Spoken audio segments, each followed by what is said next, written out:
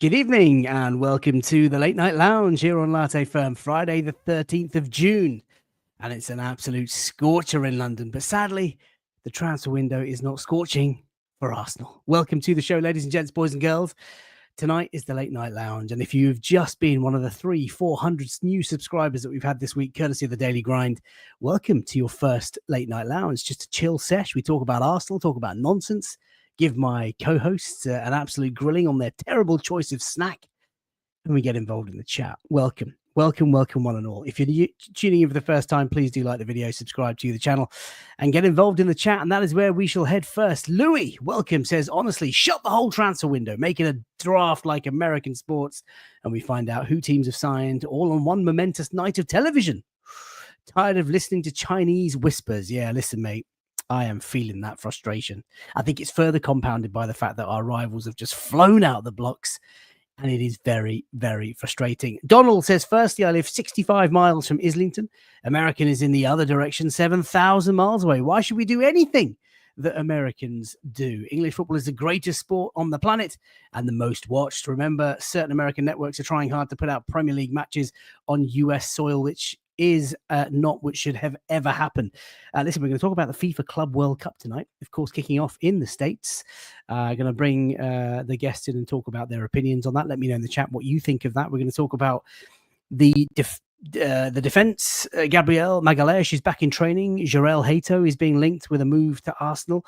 We'll talk about Manchester City doing their thing. What else are we going to talk about? Arsenal news, transfer speculation. Nico Williams off to Barcelona. What do we think about that? So stay tuned and let's let the good times roll. V Vlad, good evening, guys. Good evening to you, my friend. Dave's in the house as well. Evening, Gooners. Karen saying good evening. Hope everyone is well. Whole Milk. It's a new name. Evening, everyone. Evening to you. Speaking of new names, got to give a shout out to Christopher Hodges. You know who you are. Thank you so much for watching. Really appreciate you. Appreciate all the love. I hope you are watching tonight or watching on demand, and I hope you enjoy that. Have a lovely weekend, my friend. And I hear you're going to IKEA tomorrow morning. Paul James says, evening all. Trevor Bibbins says, good evening, FK and the panel. Gooner Boy says, yeah. Gunners, yeah. Do you remember that night? Do you remember that day? Do you remember that night? DJ D10's in the house. Good evening, FK and Posse. And of course, the main man, Hand of Arsenal, who did, of course, confirm that Martin Zubimendi's medical and the papers had been agreed first here a couple of days before he dropped that insane story on socials. Thank you for joining and for being here. Jizzle McDizzle, I love this weekly fix of Late Night Lounge. Hope everyone has a great weekend. Right, let's bring in the bandits. Enough talking. My head is spinning today. I've had a tough week at work. I hope you guys have all had a fabulous week. I hope you guys are all enjoying the end of what has been a very warm week in London, and I hope you're looking forward to the weekend. Let's bring in our bandits. First up, Wayne Bellet. How are you, my man? I'm all good. Have you seen the chat? I think Yem is having more technical issues again. Oh dear. Did I freeze? Did you freeze? Have I? What's happened? You've not frozen for me. I don't think you've frozen for anyone else. It's just him, and he's going to probably come in and sound like he's in a tin can again. Although I will say, we had a lovely chat today, mostly around nicknames for Yem, which I really enjoyed. Honestly, I think it was Dr. Hank Venture in the chat who started it all. And we were talking about Yembele and how he's just got the most wonderful name for any footballer. Like Ousmane Yembele, Kylian Mbappe, Nico Williams, Yemjamin Sesko, Martin Zubiyemdi. Oh my word. It's just absolutely insane how good it just works. By the way, talking of all these names, Hand of Arsenal says, FK, thank you for backing me around the Zubimendi deal. Glad to have repaid the faith. Not only did I back you, my friend, we have all backed you. And we are grateful that you make time to tune in and you share stuff with us in the group chats. Really, really appreciate it. What else is going on? Liverpool and City are signing top players while we do F all. We're going to talk about that tonight. Hero Down Under says, hello and good morning from Australia. What is it, winter in Australia this time of year? So that must be a cold 25, 30 degrees. Someone just put in the chat, Fabiemski. I love it. I love it. Ham says he's gone early. Domino's Pizza ordered. Latte Firm on the TV. Thank you. Watching it on the big screen. Forget the TV. What's on the Domino's What's the pizza? toppings? Yeah, come on, Ham. Toppings? Come on. It's got to be ham, surely. But Ham, you gotta let me know. Let me know in the chat. What are you having on your pizza toppings tonight? Right, let's bring in Yembele. We've talked about him long enough. Here he is, the menace. TNT analyst. Hello, here he started again, Wayne. He started again. What's going on? TNT analyst, Sky Sports favorite, and new podcast host, which will take you all day to listen to. Well, hey, look, we'll get onto season. that. We'll get onto that. We'll get onto that. Right? Some decorum. Yembele, how are you? Have you had a good week? Are you looking forward to ruining Snack Check tonight for the world? I'm absolutely prepared to ruin the Snack Check tonight. I've deliberately gone out to do one that you two will just go, huh? I actually saw it. And I was like, yeah, this is the one. I've had a few weeks where I've kept it calm. And I just thought, yeah, I got to do this. He's done it to intentionally annoy us tonight. Fair enough. Do you know what? He's done a Trent, hasn't he? Mohammed Fahad says Yembele is learning Spanish, which he will reveal in its full glory to the Real Madrid fan channel. You should have done your new podcast in Spanish as a dig to everyone. O Clark, okay, we need to clarify this, right? O Clark said, FK, I love you, but the way you pronounce, how do you pronounce this, boys? Oisin. Yeah. Absolutely kills me. Have I killed that? I've been calling Oisin for the last 2 years. So how's it pronounced then? If I've butchered Oisin's name, I am so sorry. Donald says ham and pineapple to upset the Italians. Oh God. Unai Emery. Oh my word. Sensational. Albert Clover says, good evening, FK. Arsenal moving cheap and lowballing offers again this window. We will go through the whole debacle until September and then end up signing Garnacho on deadline. FK would be happy with that. FK is a big fan. Let's not. Mr. TNT himself says, V Vlad. I hope Donald's hoping for an M&S epic. Doesn't sound like it's going to be. Mohammed Zakaria, welcome to the show. Says, evening. Dean Hoisin sauce. It's pronounced Hausen. What is? Oisin or Hausen? Oisin. Hang on. What are we talking about here? Oisin as in Dean Hausen? Or Oisin as in the person who watches? Here we go. It's an Irish name pronounced Asheen. Asheen? Usheen? Sounds like here it. The main man. I'm assuming man. The main man. How do I say your name, my friend? How do you say this, boys? Is it Asheen? Well, he's just told you, isn't he? Isn't this him telling you? Ush or Ush? Oosh. I'll go with Oosh. I'd go Ush. Oosh. Ush. This is not helping. You know what? I can't remember what I said about 30 seconds ago. Asheen. Ocean. No. Ush. Oh, God. Okay. Do you know what? There's Deli Grind. We call him Steve. Let's call him what Steve. The hell? Okay. Hang on. Wayne got it. What did you get, Wayne? What was it? I don't remember. Asheen. Ocean says terrace. No, Asheen. If I got it, we're not going to get this properly, are we? We're not going to get this at all.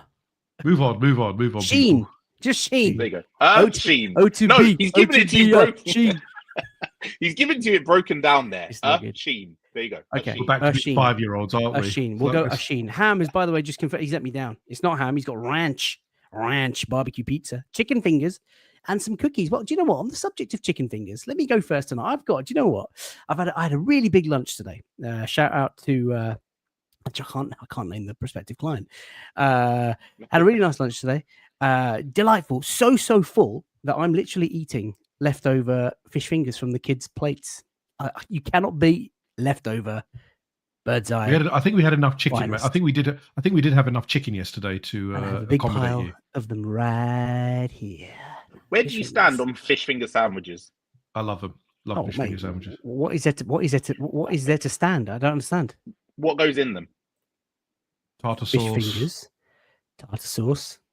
I don't think you want anything else on that. I don't think you want anything else. It depends. You can have a bit of iceberg lettuce. What are you on? Go on.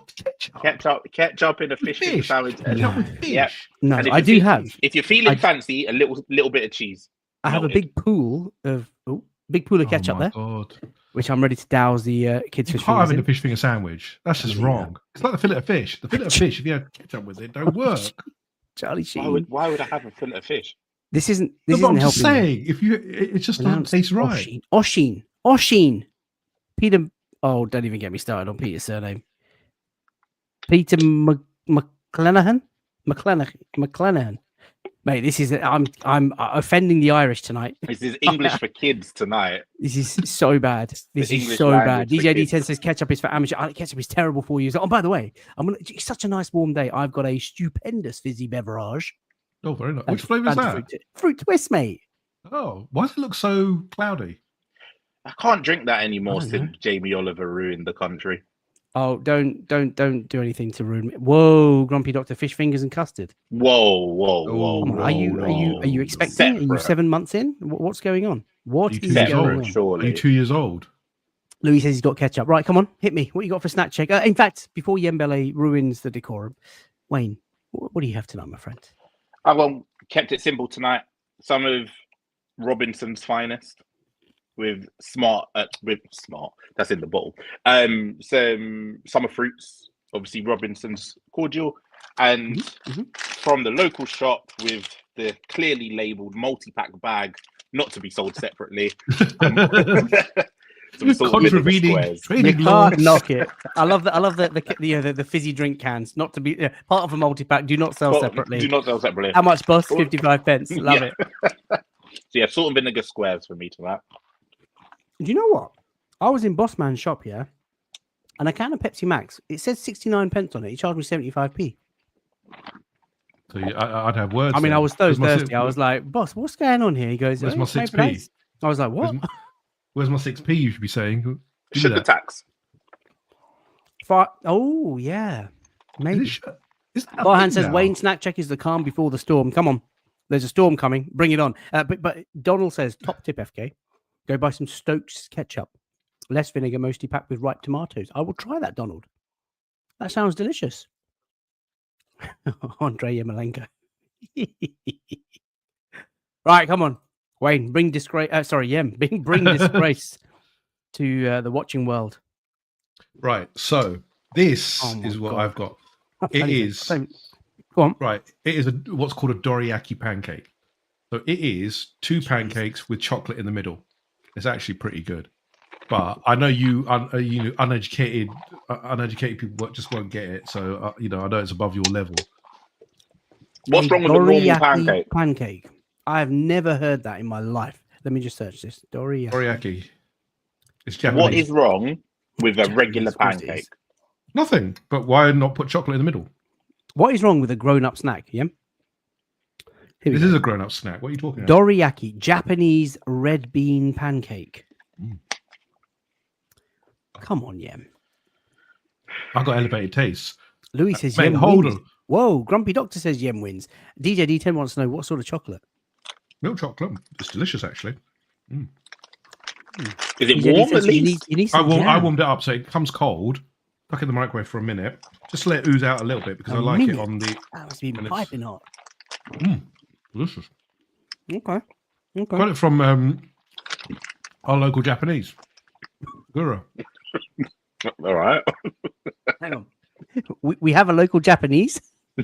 Sakura. You go. Oh, please, you go. Oh, Sakura. Local Japanese. That's just boss man, like trying to sell some sushi. Oh, my God. Oh, please, we all eat it. We all eat local Japanese. Right. Lots to talk about today, ladies and gents, boys and girls. I feel we've lost about 300 subscribers already, which I've worked so hard this week to get. But there we are.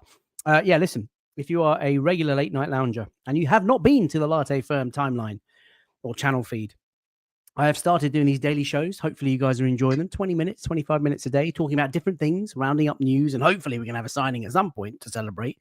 But in the absence of a signing, we are basically talking all things Arsenal. And I thank all of my guests for coming on the show this week. Got a couple more powerhouses over the weekend. Colleen's coming actually on Sunday night. That'll be good fun. And then we've got journalists coming next week and also rival fans to talk about their own club's window. So that's going to be something that we can look forward to. But speaking of content, let us bring up the slides and look what it is, Wayne Bellet. Red lines and half spaces. Educate the world, my friend. Oh, thank you very much. So myself and our good friend, Joseph, Joe Husson, have started a small little audio podcast just to, again, bring some more content and more perspectives to, around Arsenal. We just started, just 2 guys having a chat. We're going to involve, obviously, some of our dear friends. So, these guys here eventually will be joining us. But yeah, just a a nice chat about Arsenal. We've done our season review, so the first episode is up. It is 2 hours long, so I do apologise. We tried to cut it down as much as possible, but it didn't happen. But yeah, we did our season review. We've got our actually we've just recorded the second episode today, so that'll be out probably next week. But yeah, it's just something nice. You know, obviously I enjoy doing these very much with you guys, and I just thought do an audio one just to see if we can do something a little bit different. See what happens. He's sick and tired of us telling him to articulate his answers in 20 seconds. He's sick and tired of us bullying him about his snack check. And he thought, you know what? I am going to do the anti of concise and do a 2 hours plus. And 2 hours. That's right. Listening. I've been listening to the first show tonight. I'm not even halfway through, but it's really good. Oh, it's really good. I appreciate it. So well done. Grumpy Doctor's asking, is it on YouTube yet? It will be shortly. I'm just sorting out some technical issues. So it will be on YouTube. It is going to be on Amazon as well. So I will post links up. But I really do appreciate you plugging the show. As in people can buy it? No, Amazon podcasts. Amazon Music do podcasts as well. Amazon do pod? Oh, I didn't even know.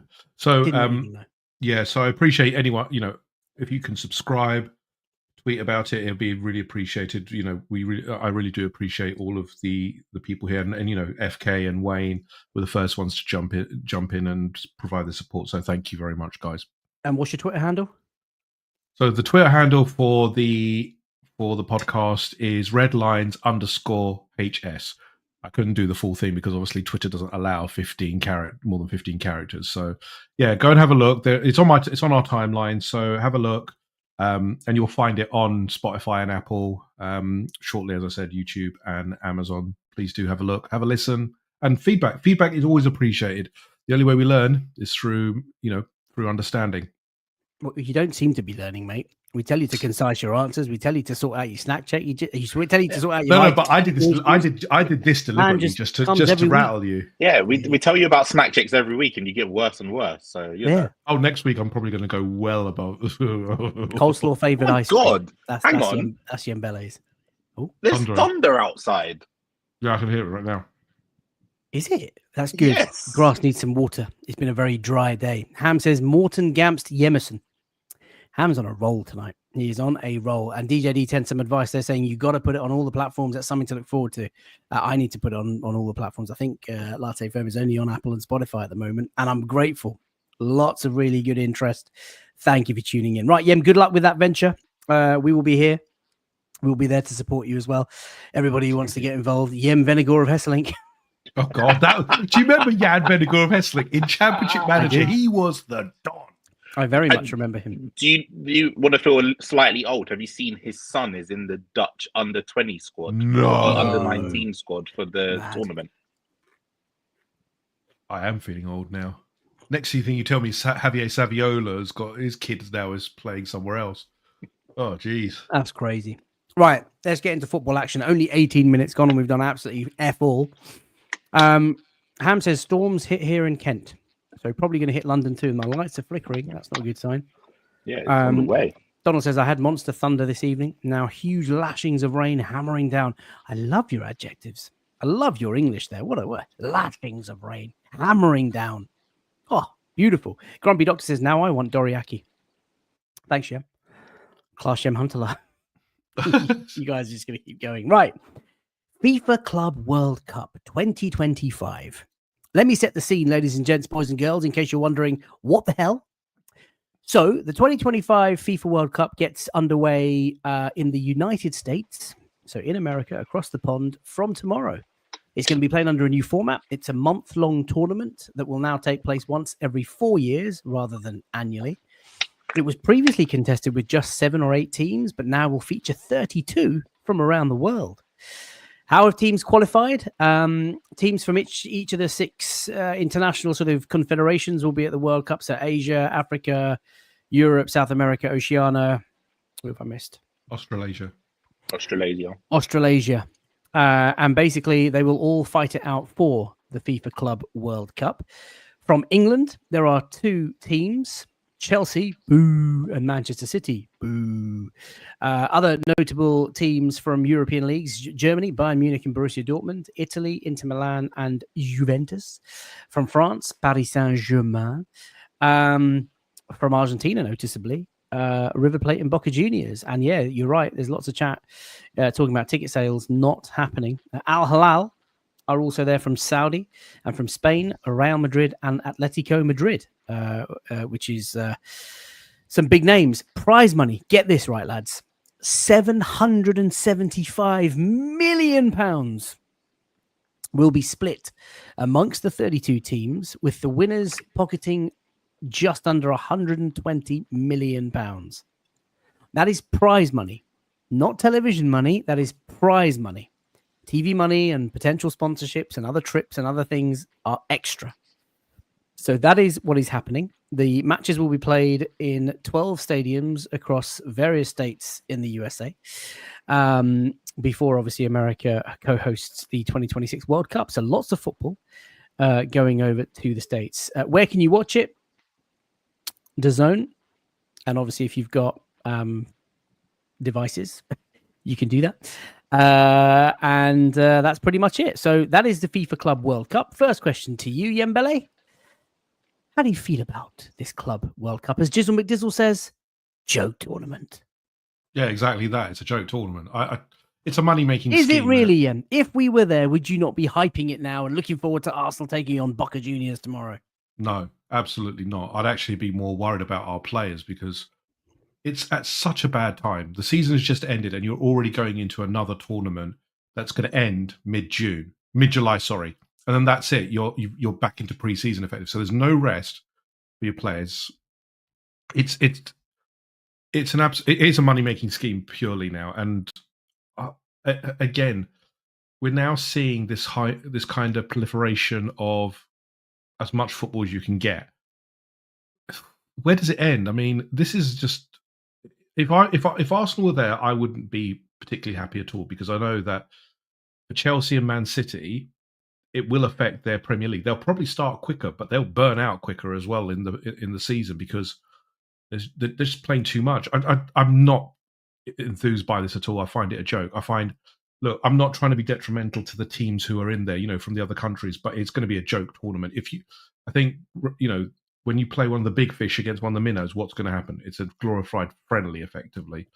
So for me, not interested. It sounds like the public's not interested either. Well, DJ D10 says exactly. It's just added injuries and fatigue, and the optimists amongst us are saying, Jeet saying it's good that Chelsea and City won't have much of a break before pre-season. Manchester City, of course, really stacking their squad. We'll talk about them shortly, but they're going to want to go strong in the Premier League. And if they're out until mid-July playing these fixtures, they're not going to get much of a pre-season. As V Vlad says, Yamil Heskey. I love that. Yamil Heskey. Wayne, your thoughts on the FIFA Club World Cup? Good or bad? Bad.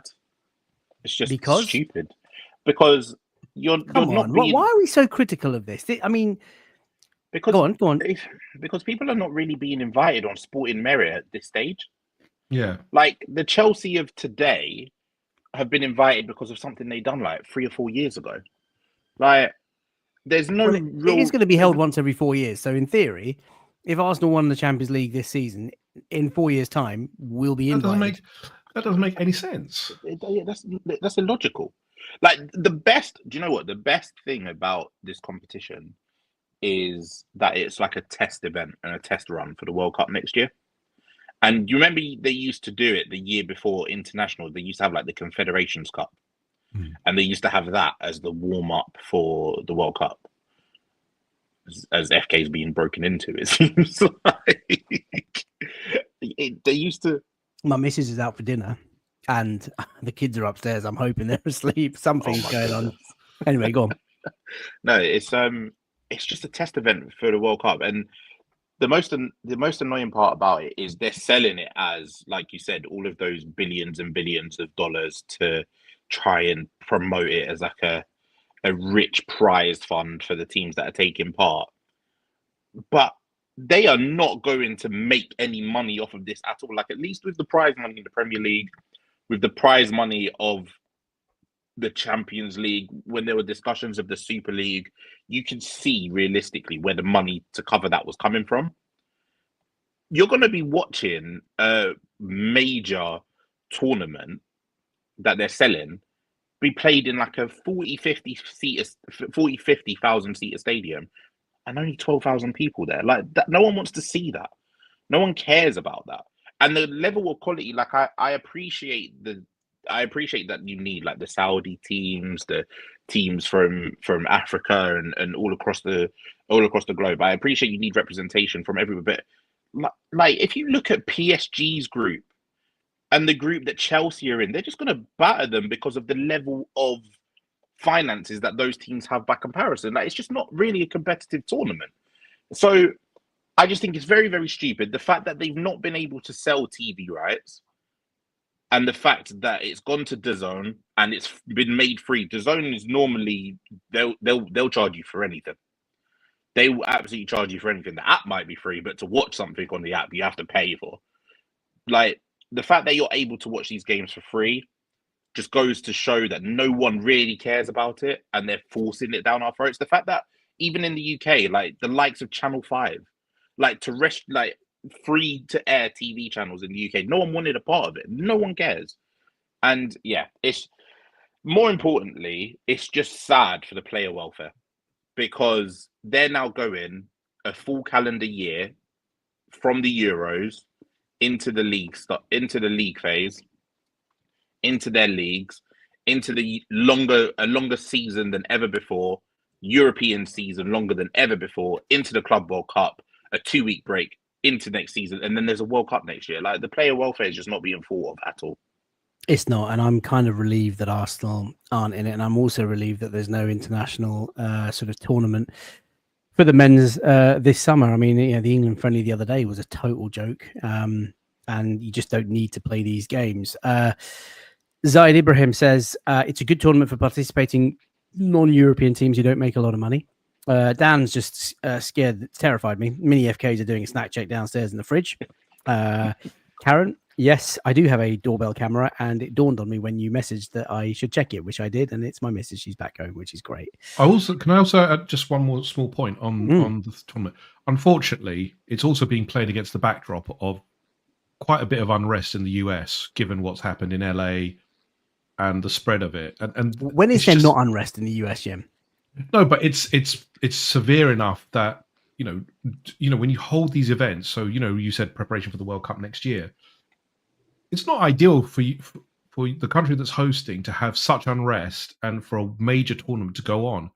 It just feels like it's just badly timed and ill-advised. And again, it's just a money-making scheme, which you're kind of used to with Infantino there at the helm. It just feels like it's. Well, I'm going to go against the grain. I'm going to go with Eddie 1401. Welcome, Eddie. Hope you're well, my friend. Says it's still a good cup and significant if you are the first team to win it. Nations League was a joke once, and now Cristiano Ronaldo is being goated for it, and managers lose jobs for underperforming. Now, listen, I'm not going to say that managers are going to lose jobs if they don't win this tournament, but I can't sit here and say that if Arsenal weren't playing in this tournament, I wouldn't be excited, nor would I be wanting to win it. Like I absolutely would. And I think given it's the first one, given you get that gold sort of crest on your shirt for the next 4 years as club champions, I'm not going to knock it. Like I'm not excited about it. I'm not going to watch too much of it. But I certainly am going to be like, oh, this is complete faff, waste, this, that, and the other. I'm actually quite intrigued to see, like, imagine if Arsenal got to a final to play Boca Juniors or it's quite, I'm intrigued. Like the first few fixtures, the first few rounds are going to be garbage because the quality from some of the nations, respectfully, is just not going to be the quality that City have, that Boca have, that, Paris Saint-Germain have as an example. But as they get towards the semis, the final, it could be quite interesting. Unless, of course, it's like a PSG City game, which would just, That's what it's probably going to be, isn't it? It's probably going to be, we all know it's going to be the two big teams. So Real Madrid will probably be there. It'll be PSG, Real Madrid, or Man City. I think Chelsea will drop out quite at a later stage, but it's very predictable. I doubt we'll see any surprise. I mean, we had a variation of this tournament before, and no one cared. It just wasn't as large. There were only 7 teams, or 8 teams, or whatever it was. But no one cared when it was 7 teams. Like just because it's got bigger doesn't mean it gets better. Yeah, true. True. BX Gunner 81 says raids are happening all over the country. Yeah, I mean, look, there's a lot of unrest in the US. It was tongue in cheek. I mean, when is there not unrest in the US? But listen, I hope this tournament goes well and trouble free, and just don't want any sort of like danger around any of these things. But we shall see. So look, there is the FIFA Club World Cup. Just to kind of summarize, 32 teams from around the 6 confederations of football around the world will participate in this starting tomorrow. It'll be screened live according to the chat on DAZN in the UK and Channel 5. And it'll be going on for a month. So hopefully knocking out Chelsea and City physically in time for the start of the new Premier League. Talking of Premier League, Thomas Frank, got to talk about it just because they are that lot up the road. And he has been so complimentary about Arsenal in the past. I suspect that'll change. Wayne, what did you make of this move? Because Ange was sacked, and as amusing as that was that day, it was a bit of a shame that he wasn't actually kept on and extended, because to see them lose another 20 plus games in the league would have been very amusing. But I'm quite nervous about this appointment. How do you feel? I'm not nervous about it, but I'm a tad bit annoyed and sad because I like Thomas Frank, and now I can't like him. It's just in the DNA not to. And I don't like the fact that Spurs have been able to upgrade, because Thomas Frank is a huge upgrade on Ange. Like, there's no conversations about it. Thomas Frank is one of the best, and he in the Premier League, and he's punched above his weight at Brentford. Like, he's done a really, really good job there. For him, he deserves the opportunity. I think he's really worked at getting one of these sort of big 6, big 7 jobs, and the fact that someone like Graham Potter from Brighton got one before him didn't sit right with me, because I always thought that Thomas Frank was better. But yeah, it's annoying that Spurs have updated in that position. I'm not scared like you are, because they're still crap and they've still got a long way to go. And if they're thinking of signing Mbeumo for 70 odd million, yes, Mbeumo would be a good signing, but we all know that they're then going to leave about 3 or 4 different holes in the squad. And Mbeumo can only do so much. Like, he would be a real asset to Spurs, but they need a lot more than just Mbeumo.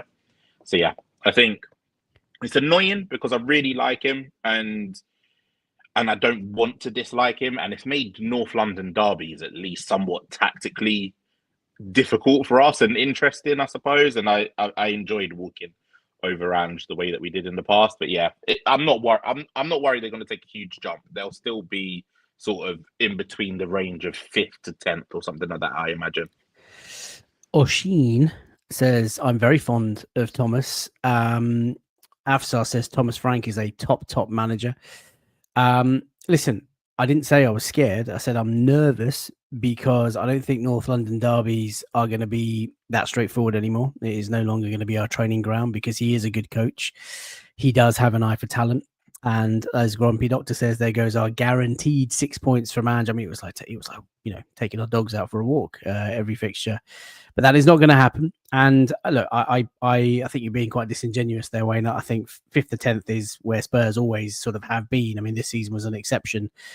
They are potentially, with Thomas Frank and all the revenue that flipping stadium, annoyingly beautiful stadium, generates, going to be in and amongst the big time again. And I think Thomas Frank he's shown at Brentford that he's got a real eye for talent, whether it's Pinnock at the back, Brian Mbeumo and Wissa out wide, Ivan Toney up top, the sorts of things that he does with players. He's an excellent coach. And I think we'd be very, very callous to just, oh yeah, safe bet, no worries, I like him, but he's not going to achieve anything. I think they could. I'm not saying they're going to win the league. I'm not saying they're going to go hard in the Champions League. I mean, you never know about cup runs, but they're going to be much better than we've probably seen them in recent years. Yeah?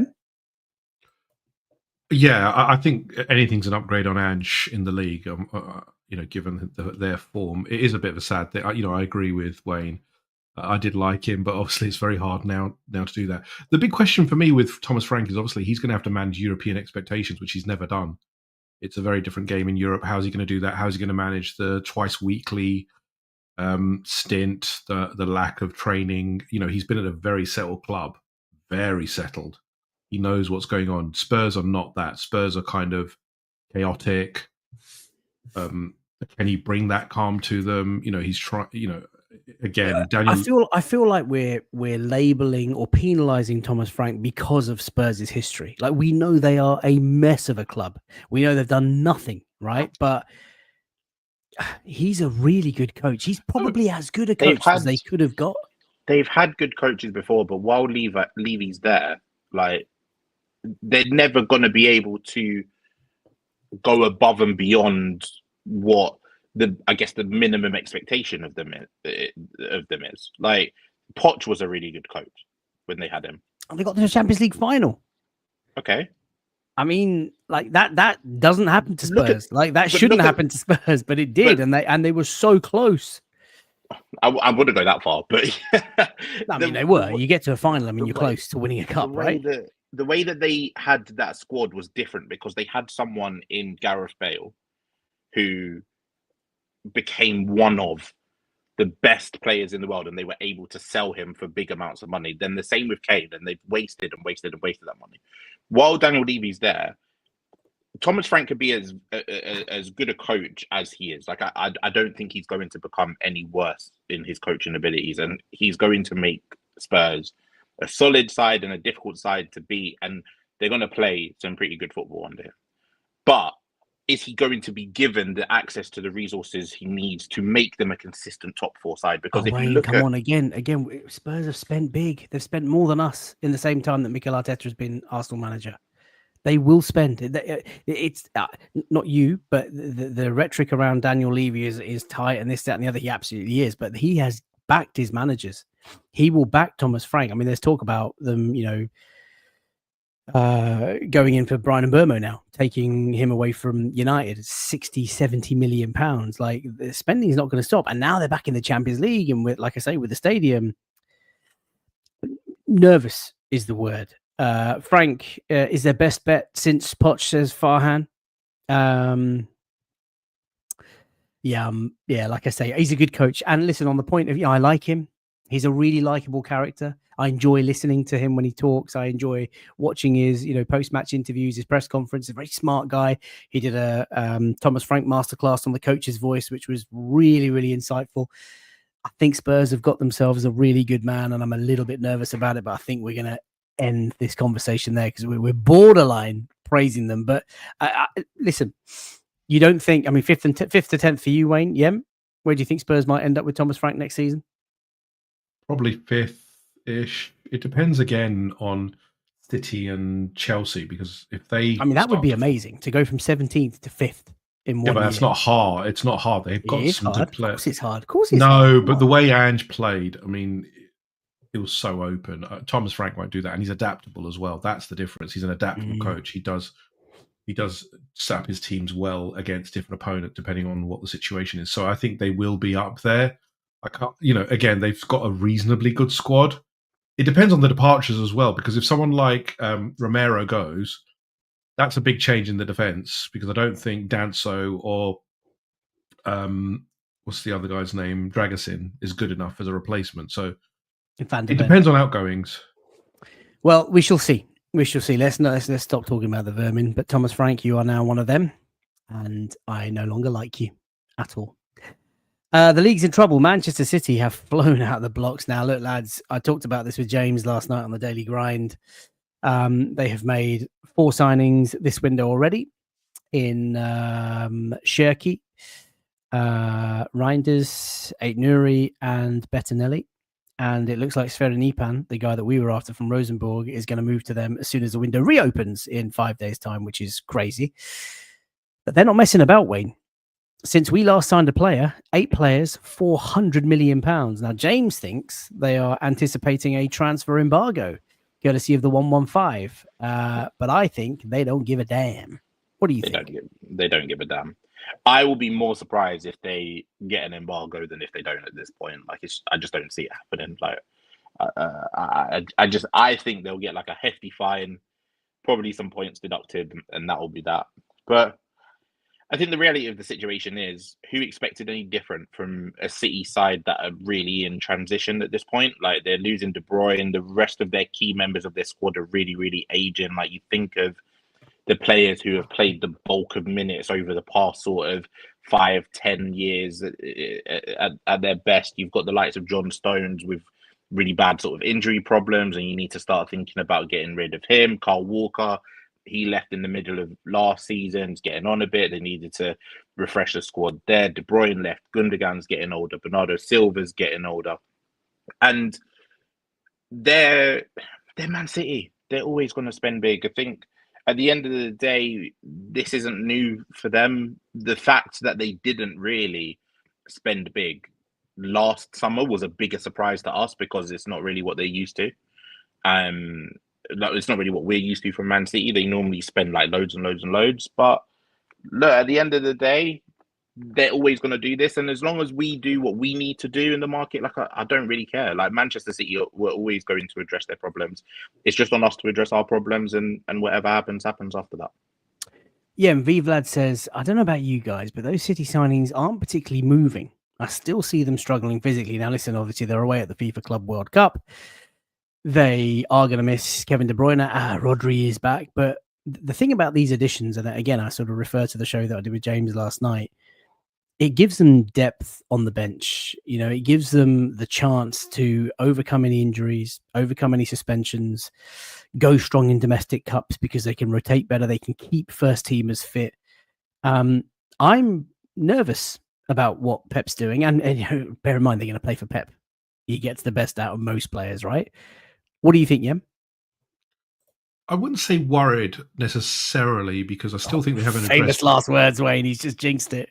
No, go but here comes the quadruple. Yeah, go on. No, but the one area they still haven't really upgraded yet, and they may do in this window because again, who's to stop City when they, you know, with the cash they've got, is in the central defence because again, John Stones, Ruben Diaz is not getting any younger, so they haven't necessarily changed that. It is slightly frightening because obviously they're doing it so quickly, but the Club World Cup necessitated that they had to do things fairly quickly. The one that I am scared about is Reinders because Reinders actually is a frightening midfielder if you can get the best out of him. He was the best midfielder in Serie A. He's a lovely player. He's got a really good touch. He's good in tight spaces. I think he'll complement Rodri pretty well, actually. So for me, he's the one. Ryan Cherky as well. We saw him in the internationals. Started to realise his potential as one of the creative players. I wonder if he's earmarked for the De Bruyne role. But yeah, look again. City, as Wayne said, they were always going to spend. That was always what they were going to do. It's I again with the 115, we don't know how that's going to net out. They aren't players. I will say that if they were relegated, I'm just saying if it's good. But they wouldn't be opposed to spending a year down a level, knowing that they'll come back and they're getting paid quite a lot. So it could be that potentially, but it's compared to where we are, it is slightly concerning that, given what happened last year in the summer, that we had such a strong season before that, and we really didn't build on that, as we've talked about before. It feels like we're doing that again. Maybe we will net out as we we'll be improved. But right now, it just feels like City have gone hard to address some gaps, whereas we're kind of umming and ahhing and going, well, we're not sure which direction we're going to go yet, etc. So we'll have to see by the end of the window how we perform. But I doubt City have finished, though. I think there's more to come from it. I think they've still got one or two more signings because right back, Carl Walker is aging. Rico Lewis is not quite there. So I'd still... Well, they're looking at Tino Livramento. Exactly. 50 million from Newcastle. I mean, a couple of minutes ago, you opened by saying you're not worried, and then the huge thunderstorm struck outside my window, and now you're saying they're not finished. I mean, come on, they are a threat. Are they Liverpool's biggest threat for the title race right now? Yeah, right now they are. Yeah, because you would assume they'd be back. With Rodri back in the side. We knew, it was shown that he was such a big miss, but with Rodri back in the side, we don't know how he's going to be after the ACL, but you'd assume he'd still be of a level where he's going to be very important to them. So they're going to be back. It's up to us to respond. Toby says Manchester City's squad depth is looking frightening. Zaid says with Rodri back, they are the strongest team for me in the Premier League as it stands. And when needed, a point that I'll bring up again says they buy players quickly and we mess about. And that's what I think has compounded the sort of disappointment with Arsenal fans. And listen, if they continue to buy at this rate, £400 million plus since we last signed a player, maybe Livramento another 50 mil, maybe another midfielder, another whoever it is that they might buy, Morgan Rogers, maybe 50, 70 mil. I mean, they can do that. They can manufacture serious. a sponsor. They can manufacture a sponsor whenever they want. Sell a team to themselves like Chelsea did, blah, blah, blah, blah. Yeah, exactly. Right. By the way, hundreds of you watching on YouTube right now. And if you've noticed, we are now only on YouTube. Please do like the video, subscribe to the channel. If you're new and you're enjoying the content, and get involved in the chat. The chat is always active. Super chats obviously very much appreciated to help with the running cost of the channel. And if you'd like ad-free content to be in the hat for match tickets for next season and for giveaways, who do head over to patreon.com/Latte Firm. Join a growing community there for the price of a coffee a month. You can support the channel, but have access to all of the good stuff. Talking of good stuff, let's move on to Arsenal. The Ministry of Defence. Do you like that? Do you like that? Gabriel Magalhaes is back in training. He's been working on his fitness. He wants to be ready for the new season. Wayne, we eulogized about Gabriel last week because, of course, the contract news broke and he is now staying, the beast, the warrior. But it's great to see him back in action. Great to see him smiling. Can't wait to see him in the new season, Wayne. Yeah, I just hope he comes back to pre-season at a level of fitness that means we can kind of take our care with him, get him up to fitness again in sort of the nice, normal way, and he's good to go for the start of the season. But yeah, seeing all of his content recently has been really, really brilliant.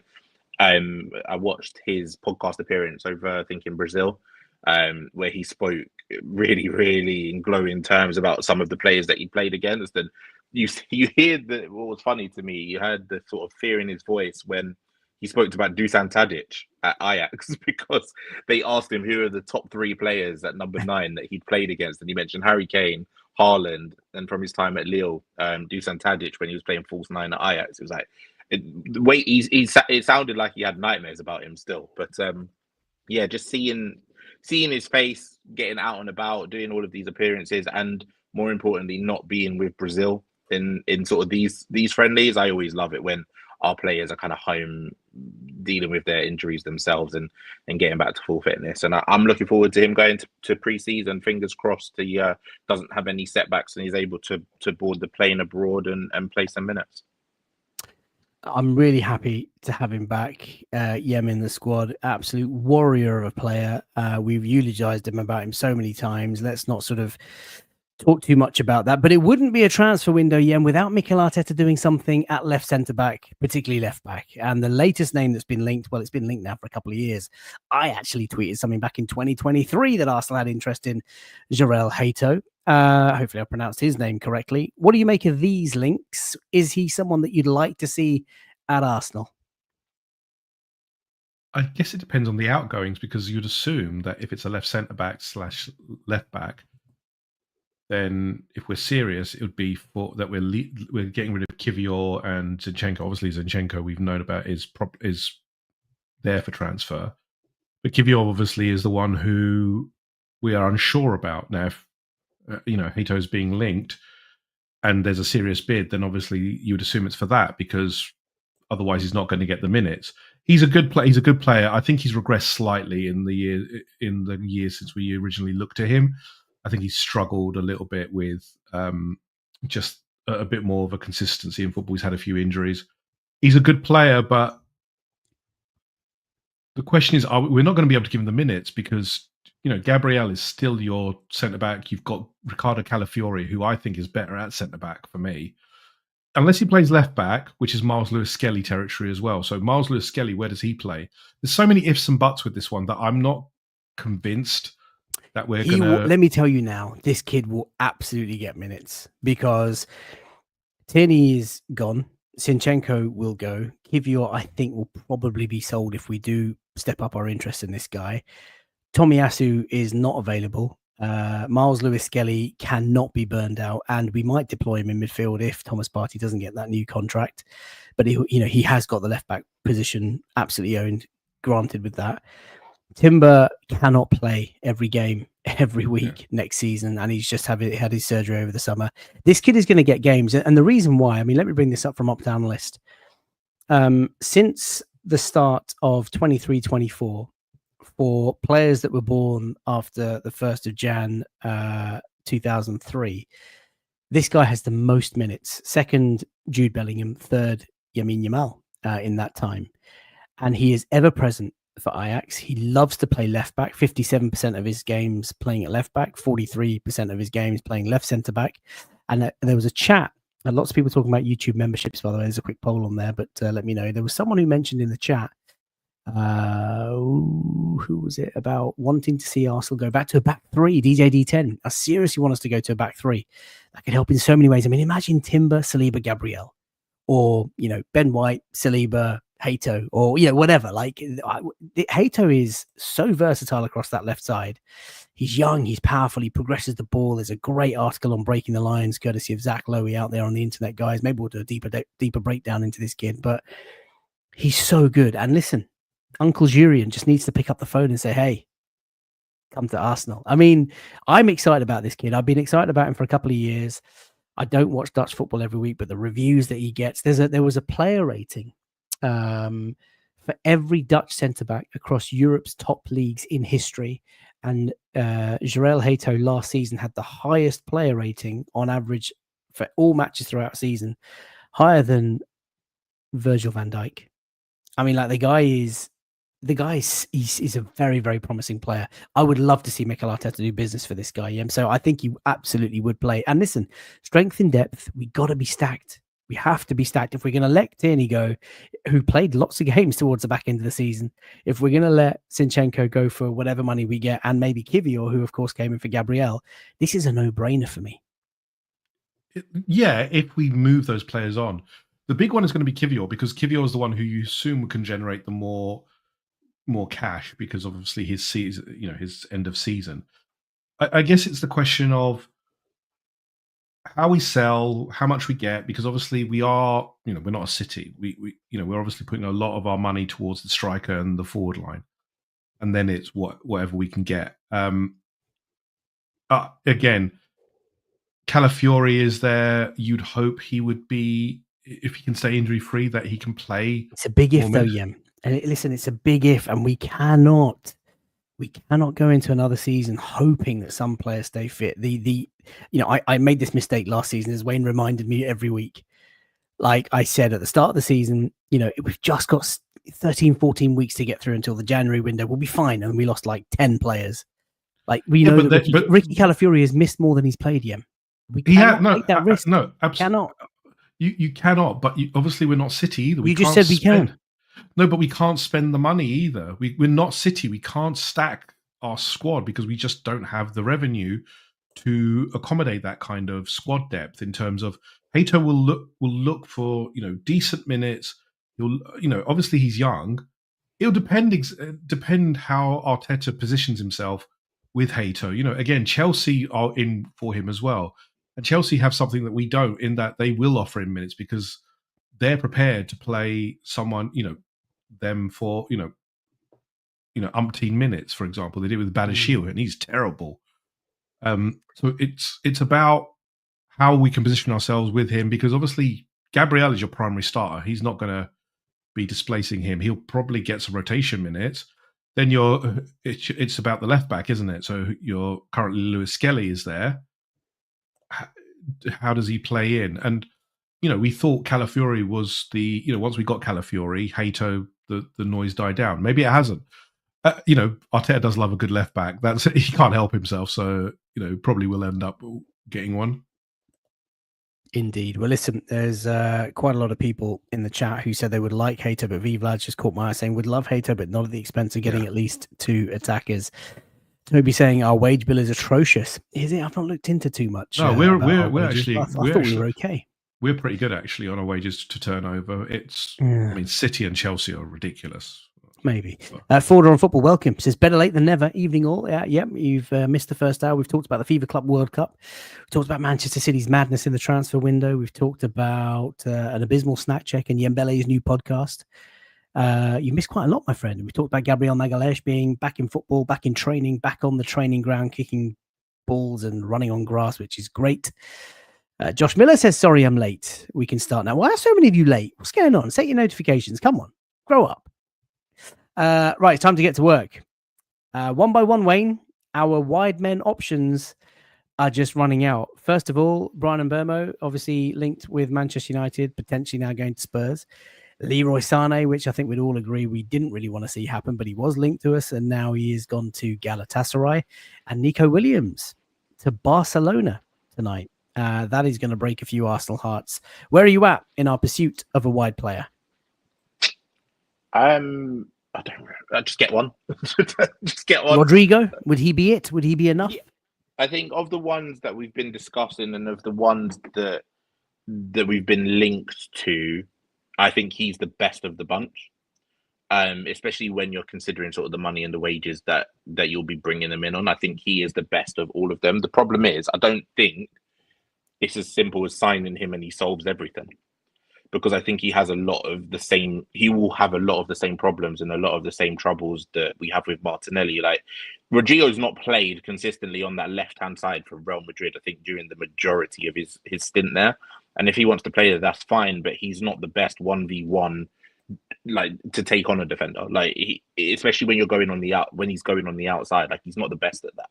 So we need to either get him the help from our whether it's Declan Rice as the left 8, whether it's from whoever's going to be playing at left back, offering that overlap so he can get closer to goal and cut in a little bit more, or we're going to have to tweak our build-up speed or our build-up positioning a little bit so that we can get him in the best positions possible so that he can be effective.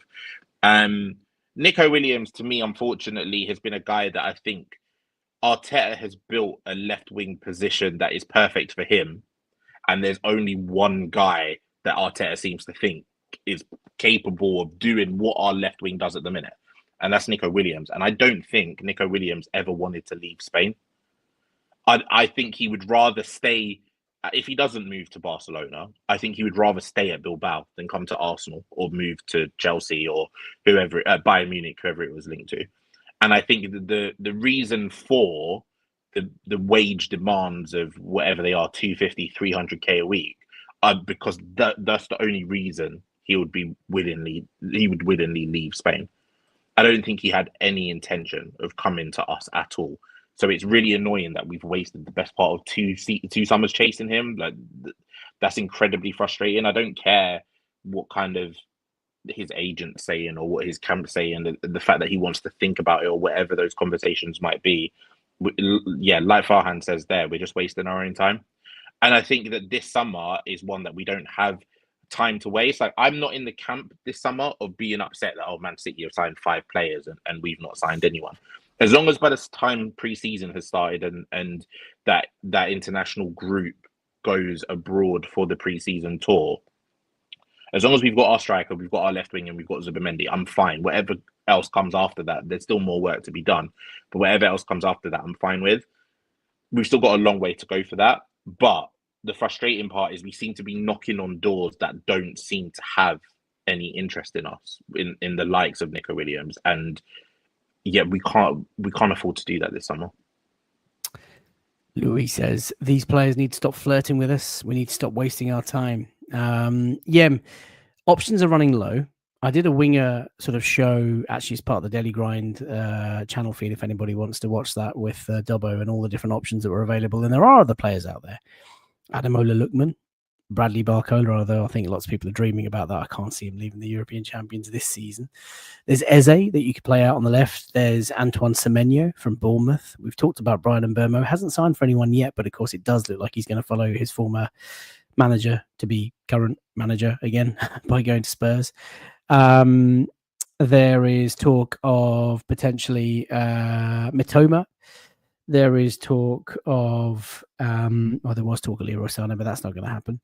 And Rafael Leao. I mean, do any of those guys float your boat? And if not, is Rodrigo, as many people have said in the chat, the Alexis Sanchez of the future? I think he's a transformative signing like Alexis, but I do agree with Wayne that the system needs to adjust to make the best of him, because he's not a touchline winger. He's not what, he's not going to drill past 10 players and score a goal. He's better at quick movements within the box and his ball striking. It feels like he's the only option that can actually raise the ceiling, because again, we want a signing on the left wing who can raise the ceiling. Martinelli is still a very good player, but he's regressed a little bit in terms of what we thought he would be to what he is now, and that's a bit of a shame, because he's actually, again, is it the system, or is it that the player has is regressed a little bit? But like you said, the feeling was that Nico Williams was the chosen one for that position, but he was never going to, there's been no noise or no inkling that he actually wanted to move. He never gave any impression, and this kind of fruitless chase just seems to be, bad advisement from whoever it was. So Rodrigo, unfortunately, is the only option I see that would be viable. But again, this one's not even certain yet, because one day we're hearing, oh, he's going to play for Real Madrid. No, it's Mastratuano who's joined Real Madrid. He's going to be playing left wing. So it's all ifs and buts. I'm in the same camp as Wayne. We have no time to waste on this. If it's not a possibility, then you move on, get another target, because we cannot have this last minute thing where we end up with a Sterling because we can't execute against Rodrigo, which will be a complex transfer as well. Let's not understate this. He's got image rights. Real Madrid will obviously ask for a big fee. Eze Barcola. Eze is not really a left winger. He's an interesting signing because he's something different, and he will give you something different in the box. In that he's unpredictable, but he's not pacey. Barcola is, but Barcola, as you said, I don't think will leave, although he does seem to be third choice at the moment. But again, can we wait on that? This is the problem. We can't wait on these signings on ifs and buts. We need, concrete avenues, which we should have already got, really. And it seems like we're just trying to find out bits and pieces, whereas we actually should have done our work earlier. So it's a little disappointing we're in this position right now, where we don't have our allocated targets just gone, we're going straight for that. We're going for Rodrigo. We already know he's moving. He's already said, let's just go to Madrid and start negotiating the package and get going. Because again, we seem to be feeling out and doing all this fact finding now, rather than we should have been doing it earlier on. I know Berta wasn't here, but surely we should have done some groundwork. Mm-hmm. Wayne, Anthony Gordon is someone that David Ornstein keeps subtly mentioning in the Athletic podcast. And I know we've picked that up in the group chat, but no one else seems to be talking about that. As Jonathan, potentially tongue-in-cheek, or maybe he's being serious, just says, go and put Garnacho in the bag. No. What are you doing out wide, Wayne? Is it Rodrigo for you? I mean, do any of those names that I've mentioned that are available float your boat? It looks like Nico Williams is gone. Rodrigo absolutely does. Rafael Leao, I'm not a huge fan of, and I don't think he would get on well with what we ask of our players in terms of the effort, the consistent work rate and stuff like that. Maybe a change of scenery might help Leao sort of unlock something in himself that makes him go to that next level that I think a lot of people thought he was going to achieve. But for me, for the money involved, I wouldn't be a fan. Rodrigo, absolutely. Anthony Gordon is a player I'm a huge fan of. I'm a huge fan of Anthony Gordon, and I think if there is an opportunity there to do it, then do it. I just don't think there's going to be an opportunity there to do it. I think if anyone's going to do it, it would be Liverpool. They seem to come pretty close last summer, and they're going to potentially have the money for it with selling Nunes, with selling Diaz, potentially big money from the likes of Quansah, from the likes of Joe Gomez. So, and he's openly a Liverpool fan, isn't he? Growing up sort of in Merseyside, playing for Everton and stuff like that. So I think that if it's not Rodrigo, we have to still get someone. I like the Semenyo shout, but I don't know about him as our starting sort of left winger week in, week out. Can he take that step up? I think the Semenyo, the biggest compliment that I can pay to Semenyo is he, and Mbeumo as well, that's the type of player Sir Alex Ferguson would have signed in his prime at Manchester United. you would pick them up when they had a banging season like this, and then they would go to Man United and they would be fantastic, and they take that level up. So here's a couple of shouts: Rashford or Mohamed Kudus. Kudus, yeah, but I don't think he's really a left winger. He can play there, but I don't think we're in a situation where we can go for can play. I think we need our left winger. I like Kudus. But has he pushed on as well? You know, from the first season, that Raheem Sterling. That if we go with that again, but Kudus again for the money that he's being asked for, I don't think this season he's been as explosive as he was in the first season. Maybe that's just because Potter has been absolutely terrible. But I wouldn't, unless the fee is like really, palatable, as in 50 million or so, or 60 million. I wouldn't entertain it because you want someone, as Wayne said, who fits that position properly and is raising that position. Yeah, I don't think he's an out-and-out sort of left wide player. He can play across the front three if he had to. I mean, Toby's just said it, actually. He's not a left winger. He's not. He can play there. I tell you what, Louis just slid in at the back post. Oh, no. Stop. No. He'll be in the pub most of the time. Stop. DJ says thank you and good night. He's done. Do you know the he's one out. that He's out. is coming up, and the one that keeps on being name dropped it's mostly from the timeline, and it was mentioned today, I think, on Charles Watt's Patreon show with Sam Dean, is Julian Alvarez at Atletico Madrid. What a player! What a player! I don't really know I don't know where that link has come from. It feels like one of those summers where Chuck's just made it up. Yeah. So it feels like one of them ones. But if there's an opportunity, because he's someone that can play as a 9, but also play off the left. He can play in a 2-man, sort of as a 2-man strike force if you wanted to go down that direction. I just don't think that is realistic at all. He is outrageous. Yeah, he's so good. He's so good. So good. Wow. Okay. Let's wrap up before we take questions from the chat. By the way, we've got a little bit of time, so let's take questions from our viewers after this slide. Anything you guys want to know? Anything at all? Put your questions through the panel. There's a couple that have already come through. I will favourite them as we go along. But Yem, if this is to be our window, Kepa, Zubimendi, Rodrigo, and Sesko, and Hagen has just tweeted saying that we've not even contacted Sesko all summer. Madness. To be fair, do we need to? We spoke to him all last year. We know what he wants. We did, to be fair. So, aim your questions at me. Mr. Clock says, I'd be very happy with Alvarez, like a younger Gabi Jesus. And Naveed Lad says, Atletico are not selling him. They paid 90 million for him last summer. Imagine how much they'd want. If this was the window, rate it out of 10, would we be short? Yeah, because in defence, depending on Kivior, Zinchenko, we would be short. It depends as well on Partey, because if Partey goes, then we're short a midfielder.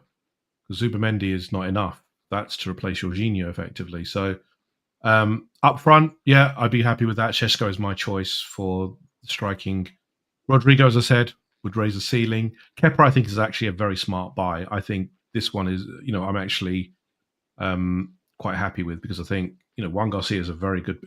Juan Garcia looks like a fantastic prospect, but we haven't got 30 million to waste on the goalkeeping position for a second string goalkeeper. But Kepa is of good enough level that he will challenge, but he's not necessarily going to be the number one. So I think that's a good buy. And Zubimendi, I think, his stock has gone up so much, and I think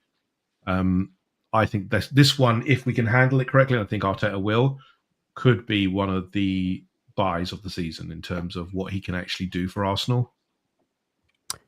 Adam says we aren't short, but can we win? I personally, Wayne, before I come to you for closing thoughts on that window, I think that's too short. Yeah, I think we need a left-sided defender, and we've just talked about Jarell Hato. It should be him. He's available. Great player. And I think we need more legs in midfield. And listen, Thomas Partey was announced as the release list on the Premier League website the other day, but of course there are conversations going on around a new contract. Of course, Arsenal tweeting today wishing him a happy birthday. Lots of people have looked into that as he's staying. Arteta has made it clear he wants him to stay. If he goes, I think we're well short. If he stays, I still want a runner. I still want a dynamic, athletic, box-to-box, Yaya Toure regen Someone opposition players just bounce off, and Morgan Rogers is it. So too short for me. Wayne? It's too short for me, but as I said before in I think it was last week's chat, it's for different reasons. I just don't see the creativity if Martin Ødegaard is having a bad time of it, and I think we rely on him so much, and he had a poor season. He had a poor season this season. Someone like Morgan Rogers could help with both elements because he's a really creative player. He's got an eye for goal and he's got the legs. He's got that power. So someone like a Morgan Rogers coming in, that can tick both boxes. But you would need another midfielder at least on top of this for me to be comfortable. And like I said previously as well, I know that a lot of fans are sort of in love with the Hato link. And like you said, he's highly rated. For me, if we're going to sign a left back, I want one that is an out and out touchline up and down left back. As in an overlapper. We literally had Kieran Tierney. Yeah, of course. Now, I know that Arteta doesn't really like that style of player and we don't really use our left backs as such, but I have a concern with the fact that we're going to go through a season without that option or that type of player. Like Calafiori can do it, but he's not an overlapping left back, cut balls into the box type of guy. So those would be the areas that I want, more sort of creativity in midfield and an overlapping fullback. So yeah, I'm with you. It's a bit short for me. V Vlad says there's a guy in Naples that's perfect for that job. He goes by the name of McSauce. McDominate. What a player he would have been. Right, we're going to take your questions now for the last few minutes of tonight's show. And there's been a lot of questions that have been coming in. If you've got any questions for the panel, either of my guests about anything at all, it could be life related, it could be food related, it could be podcast related, it could be Arsenal related. Lots of people have been talking about why don't you introduce YouTube memberships? I don't know how they work. Half of you in a poll have said that yes, you would do it. I don't know how it works. I don't know what YouTube take. I don't know what benefits you get. Let me explore. And if it's something that you guys would value, I am open to it, of course, because any contribution to the channel's running costs always help. And any profit that I make goes back to members. So that's something that I really enjoy doing. Right. Jonathan K, this is straight for Wayne. It's an obvious answer. I know what I'm going to get. How seriously, he says, should Arteta take the domestic cups next season, Wayne? Very, very, very seriously, because if you're looking at the moves that Liverpool are making, you look at the way that Manchester City are addressing their issues, you're looking at them right now today as the two favourites for the Premier League. We're already starting on the back foot. There's still a long summer to go. I don't expect when it comes to the first kick of the ball on Premier League weekend, we'll still feel that same way. But it's put up or shut up time now. We've had every single excuse in the book. We've had the injuries. We've had Pogba. We've had not drawing the lines for offside. We've had inexperience. We've had not squad depth. We've covered every excuse box now. I don't think a lot of fans have sort of the time or the patience to wait anymore, and I don't think a lot of these players are in a position where they're willing to wait anymore. So we need to secure trophies and we need to get medals for these guys because we're a very good squad who at times have underachieved, especially in domestic competition. So yeah, we need to take them very seriously. Yambele, thoughts on Fabio Vieira? I think he's suited for the Portuguese league. I don't think he's suited for the Premier League physically.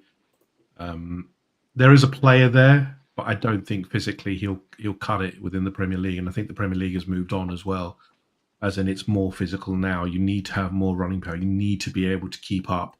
And I don't think he is. So for me, it's probably a sell. Sell him to probably Porto or etc.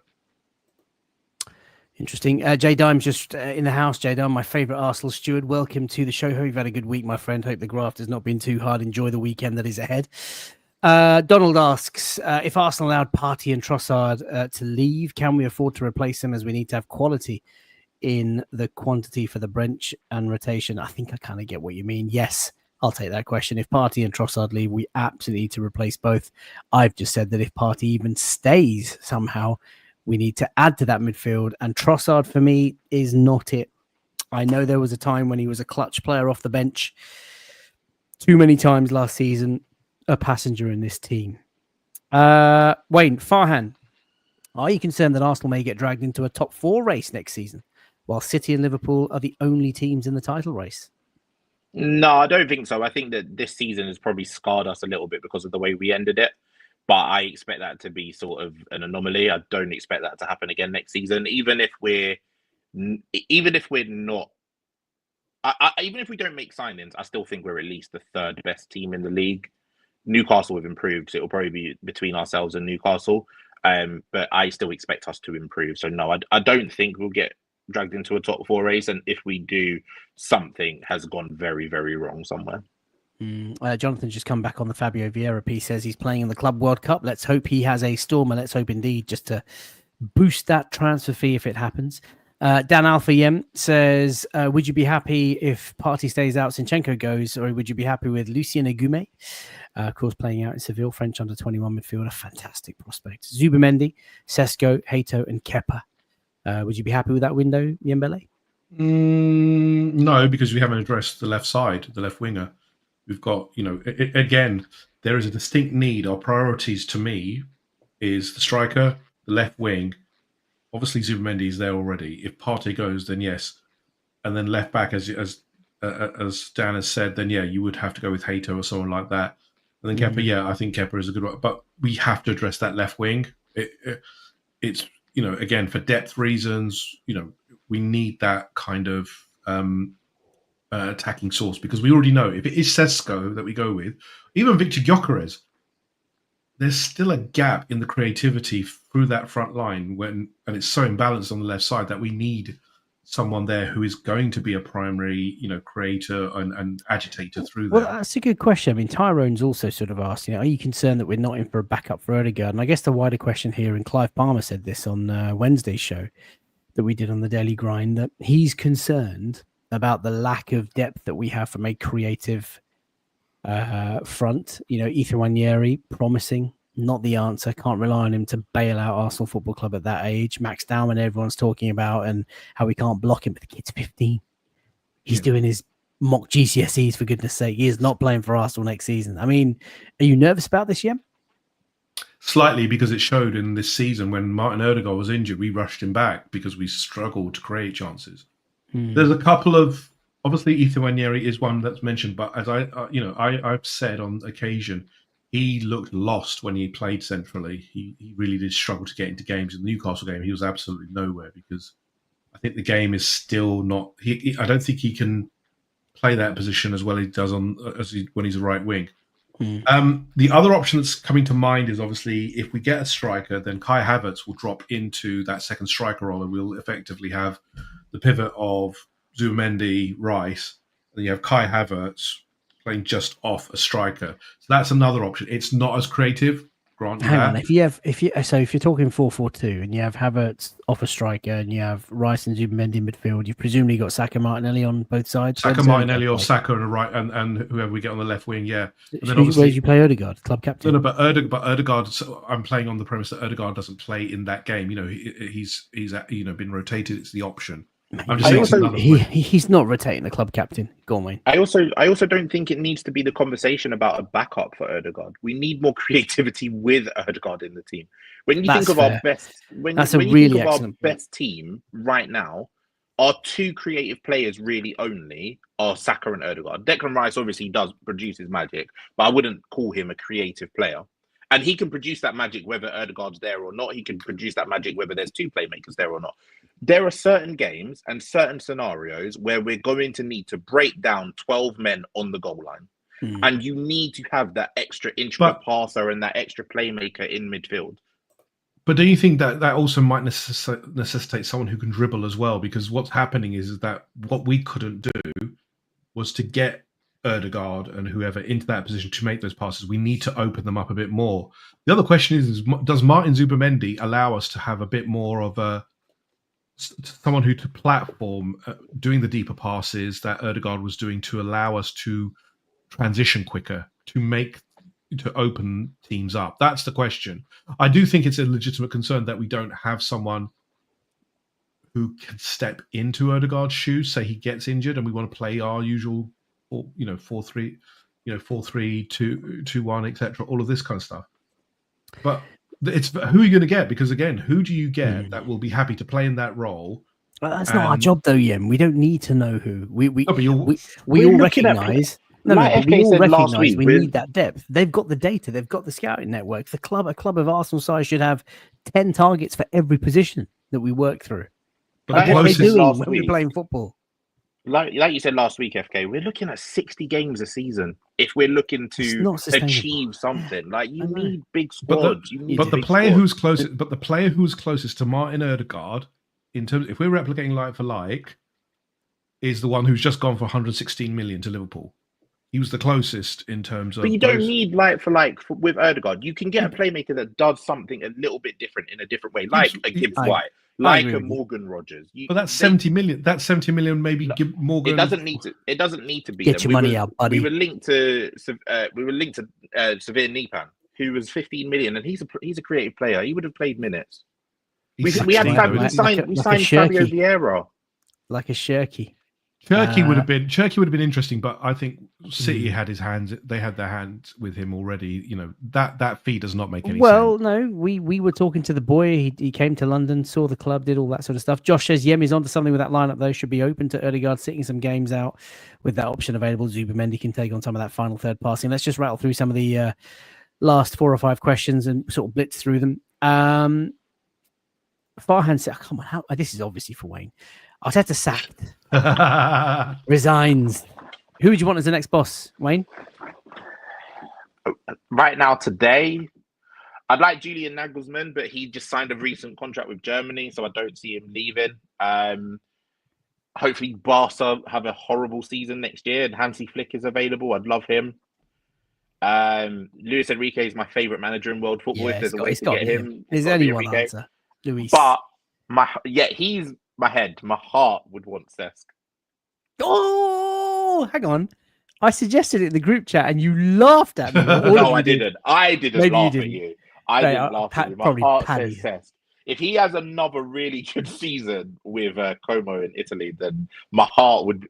It's the Arsenal fan. The Arsenal fan in us. The romantic in us. Imagine that. HT says, how much do you all think we're going to generate in sales this summer? This is another part of Berta's job. You know, by all accounts, he's a much better negotiator than Edu, who did it with rock bottom prices. Zinchenko, I would expect at least 15 to 20. You're dreaming. You are dreaming. That's the sort of content you can get on red lines and half spaces. But yeah, go on, keep going. Kivior's the interesting one because if you look at Jarrell Quansah has been quoted at 40 million. Michael Edwards. I'm telling you, they got Premier League champions premium.